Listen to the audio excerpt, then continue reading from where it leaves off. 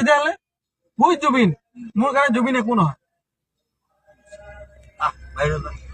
মোৰ কাৰণে জুবিন একো নহয় ইয়াত বহিছো দে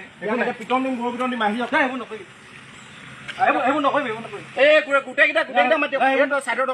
এইটো কালি এটা এই ভিডিঅ'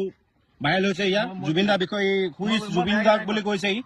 হুইজ জুবিন গাৰ্গ বুলি কৈছে ইয়াক বিচাৰপুৰত এতিয়া ৰখাই থোৱা হৈছে ইয়াক এতিয়া অলপ পিছত গৰু পিটন দিয়া তই কোন হয় তই কোন হয়